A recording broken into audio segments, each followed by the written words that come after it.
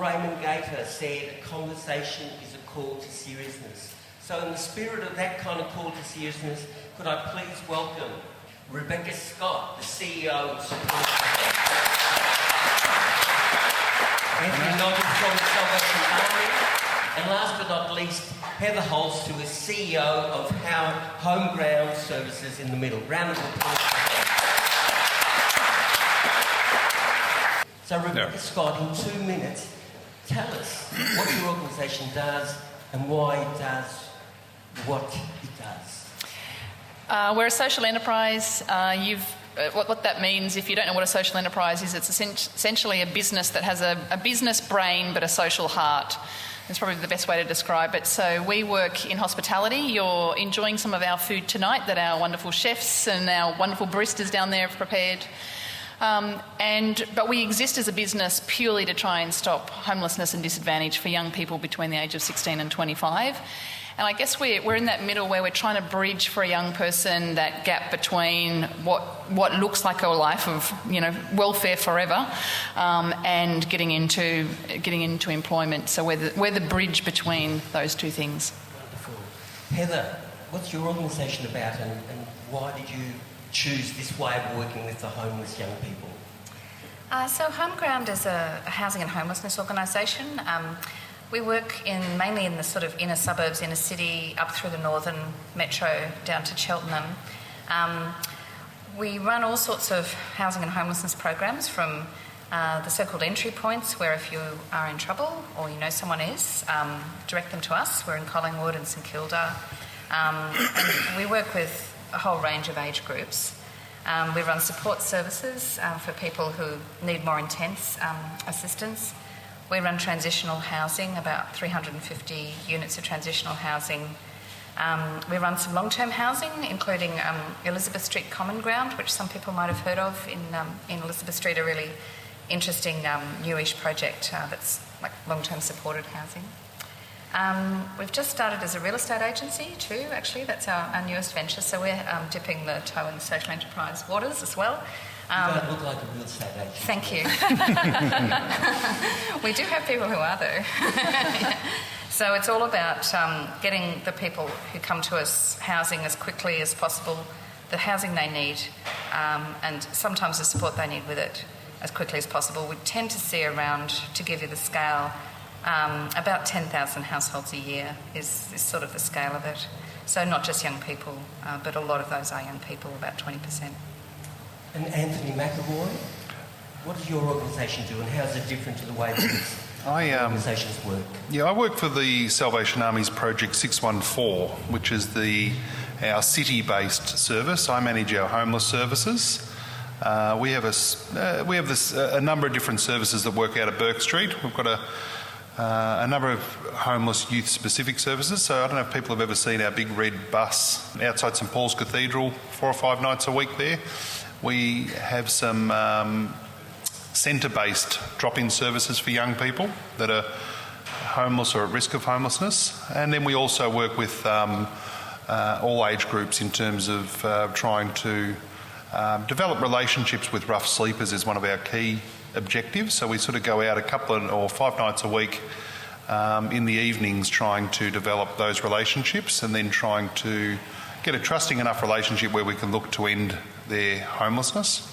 And we've got our long-term housing program is slightly left of centre. I don't know if people either love or hate Collingwood Football Club, but we're in a partnership with Collingwood Footy Club, and we've got 10 properties with them in the northern suburbs, and we're growing that stock at the moment where we have some youth houses, some women's houses, and some men's houses, which we accommodate men and women and young people that we find sleeping rough in our city of Melbourne.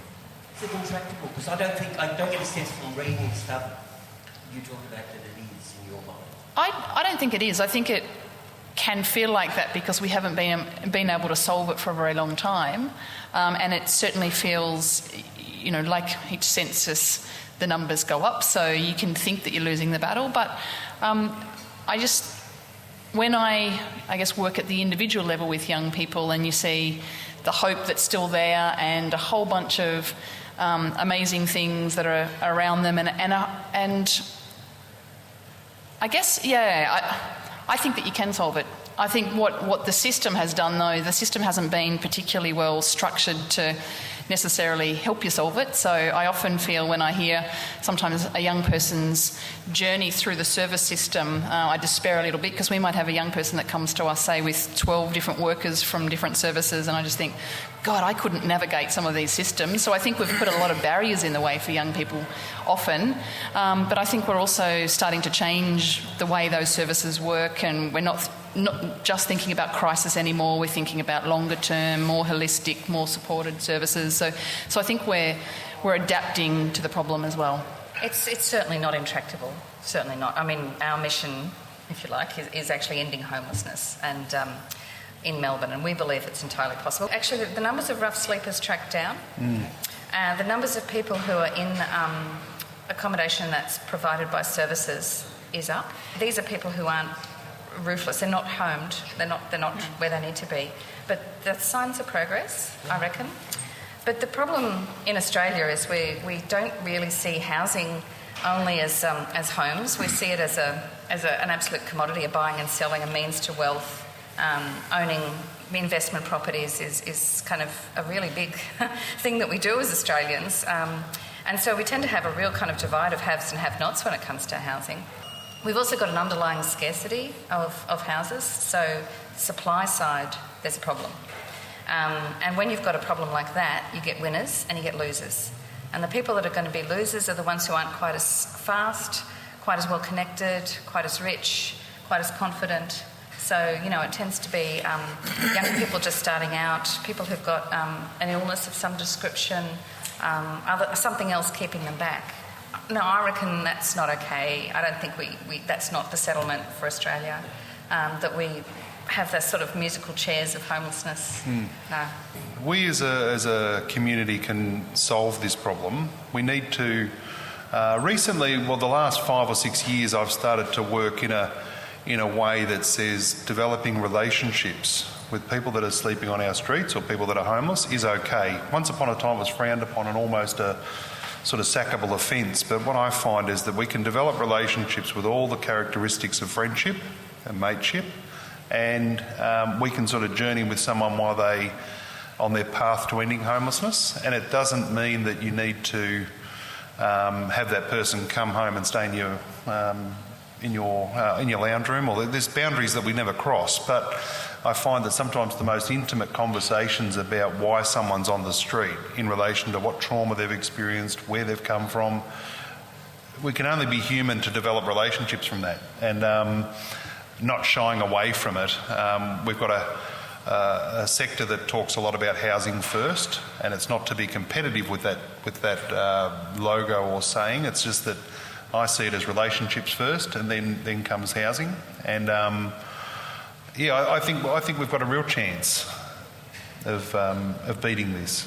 No, I really don't just rattle off simply. I really believe I have the greatest job in Australia, and I think it's the greatest responsibility one can be given to take responsibility for trying to end someone's homelessness. I know that the large portion of the work is done by the individual and not by myself as the worker, but to get inside someone's life and try and establish where they've come from and how they're homeless, because we know that there's a number of different definitions of homeless, which Heather would know just as well, is that we've got rough sleepers, and those numbers are relatively small in Melbourne.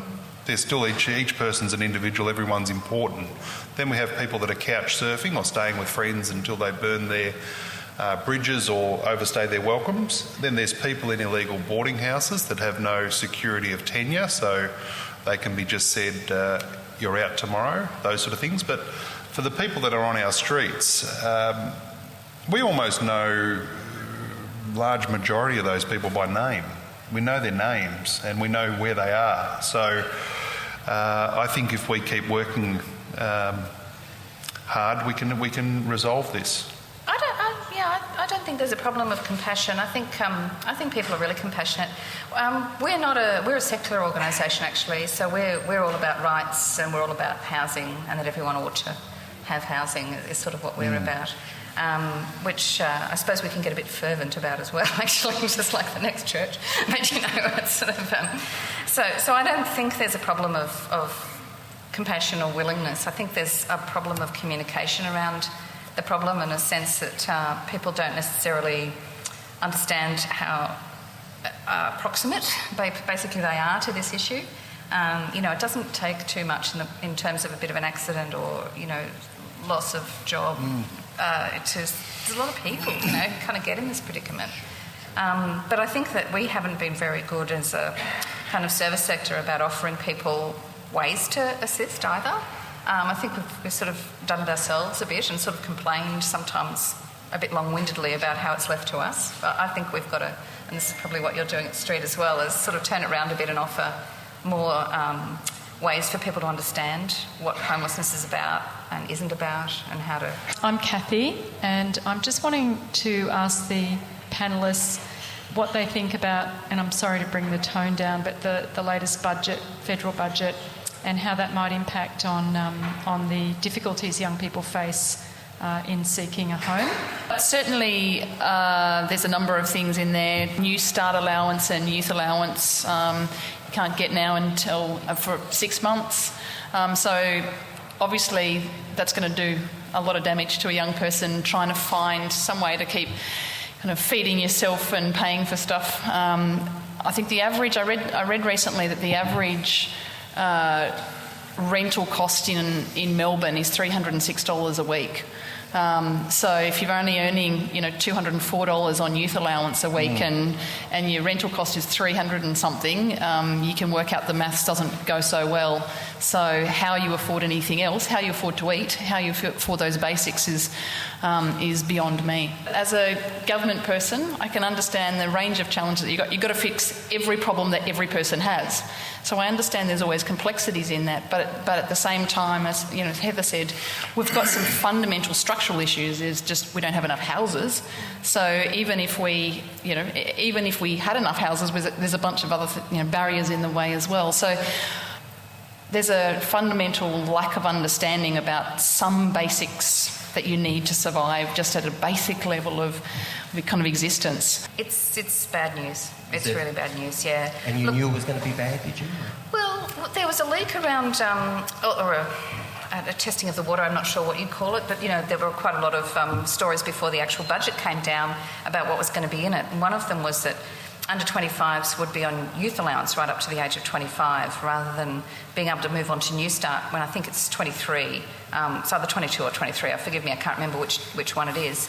And when you go on to New Start, you jump up nearly $100 a fortnight.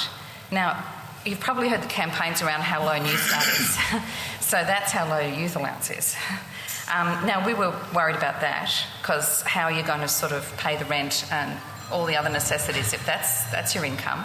But what we hadn't anticipated was this 6 month without any income at all. There also seems to be this idea that you're either in work or you're on the dole. That's really not the story for a whole lot of young people. It's a patchwork of, because, you know, there's a lot of casual work or part-time work. You know, you'll get a shift this week but you won't next day, sort of stuff. And so a lot of people, you know, manage it by a part income support and part their own, earnings.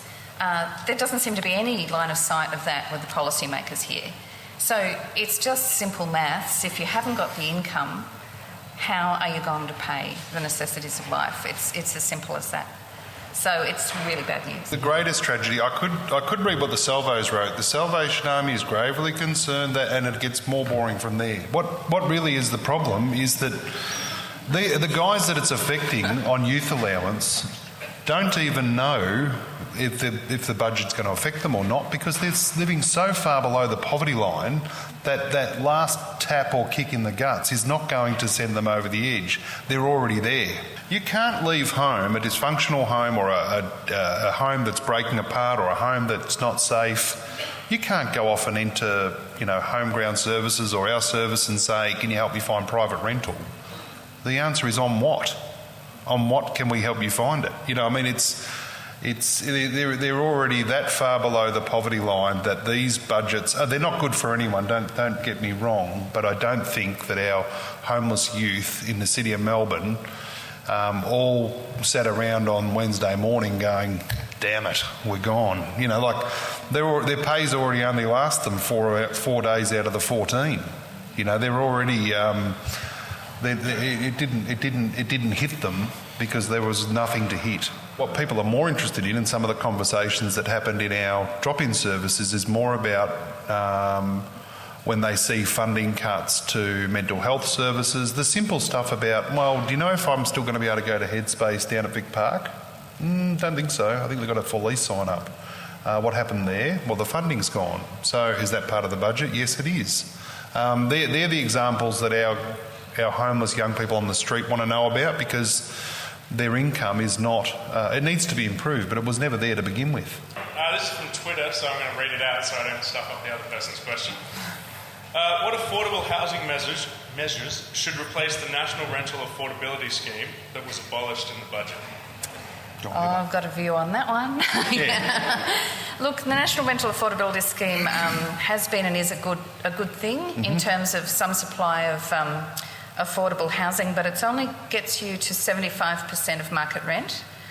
So that actually, there's still a bit of a gap there for most young people. But it was the start of something that could have been built on, and it's a shame to see it taken out. I'm a little bit old-fashioned in thinking that, you know, the foundation's still got to be basically public and community housing. We're very, very low percentage of that in Australia compared to most other countries. We're even low compared to places like the US, you know.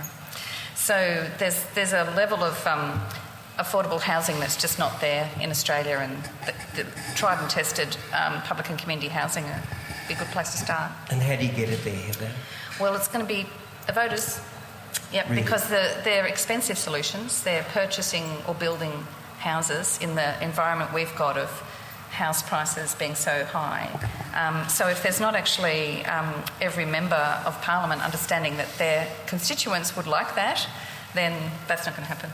And how do we get the constituents to ask them to pressure that? Well, there's a few here today. Yeah. They're small in number, though, aren't they? They are small in number. Yeah. And, you know, the sort of campaigning that you need for that sort of thing is, I suppose, the community sector's felt it's been a bit beyond them. We've been so busy with responsiveness and our sort of small parts of the world. Yeah. But I think there's some of the things we need to turn our attention to. Right. Yeah. This is another Twitter question as well, sent in by Karen Collins. So thank you, Karen, if you're in the room. Please come and join. There's a common misconception that a lot of people choose to be homeless. Is there any facts or data to refute this that you know of? That's entirely untrue that people are choosing that. If they're saying I'm choosing to sleep on our streets, and if we're asking they're choosing to compared to what? Compared to the unsafe house where I felt that I was never safe in. So I'm choosing the streets over something safe. But what they need to be able to do is choose a safe and sustainable place to live that is not the streets. There's only very, very few people in the last 20 years I've come across that have truly embraced the idea of sleeping out on our streets. And even a lot of those are not well and not making good decisions, but you can count them on one hand. So I think it's the choice between an illegal rooming house, which is full of sort of violence and drug abuse and a real fear that someone's going to come bashing through your door. I'm choosing the streets over that. But what they need to be able to do is choose a safe refuge over that. Yep. I'd agree entirely with that. Someone said to me the other day, you would understand the decisions I'd made if you'd known the options I'd started with. Yeah. Well said. I think that's a trope from the US a lot too, that talk about people choosing, because there's a whole lot of kind of really old-fashioned night shelter options in the US still, where you're basically stacked in dorms. Yeah. And if people quite understandably don't make the choice to use the homelessness services, then the allegation is they're choosing to be homeless. And, you know, we listen a lot to the US and we think we're like them, but it's a different story. Adam Sargent. Going back to the affordable housing topic, just touched on it again, obviously. I've spent some time over in the UK and around the world, and over there, there's a lot of engagement with the property developers where, let's say you're building a 1,000 apartment building, a third of that actually has to be built again alongside it or in close proximity to be handed back to the local authority for affordable housing. has there been much engagement here in Australia with big property developers to do likewise? I mean, Grocon is a pretty large property developer. They built the Elizabeth Street Common Ground at cost for the services involved. What you're talking about is so-called inclusionary zoning, which we would love to see, but that's been a fight that hasn't been won in Australia yet. So basically that's, as you describe, a development would need to have a set percentage allocated to affordable housing. But again, in the UK, the system's a lot more mature. The affordable housing percentage is much higher. There's large community housing providers who can manage that sort of scale. So it's a different landscape, but we'd love to see it. Indeed. Just sort of following on to that, the 6-month gap to me just seems ludicrous. I mean, it was before 1 month, which I think even 1 month, in that 1 month so many things can happen. People can just dive into a hopeless spiral. Have there been any studies, and I'm only new back here, so I'm asking a sort of question showing my naiveness, but have there been any studies done to see actually the economic cost of that 6-month gap of people actually going into a economic downward spiral because of having to wait 6 months to be able to get any benefits to try to go back into an economic positive, being an economic positive member of society? I don't know of any studies. I'm sure that we will begin now with this policy change. Studies will come, but it doesn't need. We don't need to develop another PhD on this. We know that if you've got no income for 6 months and you're not being supported by any other means, you're in a load of trouble. You know, it's not. I met a boy, 15, Wednesday, in Centrelink, and naively he's saying, "Oh, you're with the Salvation Army. Can you talk to the workers to see if I can get on youth allowance because you can't get it till you're 16?" And he was the same boy that we had 10 odd emails about that day saying that, you know, he's missing from child protection, everyone's looking for him on the street, he was homeless, he's at high risk, and he's hanging with an ice dealer and all these things. And his first place that he went into was Centrelink, and that was the first place that shut the door on him. I'm not blaming Centrelink. I mean, they just had a kid thinking this is an odd request from someone who's not eligible. So, yeah, it'd be interesting to read this. It's like the study that came out about trauma amongst these kids.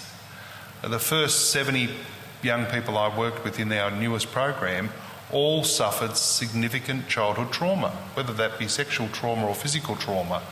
But we do need the research. I'm not anti-research. I mean, we need the backing of that to present it back to government and say, these are the real figures. And Sacred Heart have recently done a wonderful study on that. But it's not as if on the ground we didn't know that. We need to actually publicise the cost that this actually has for society.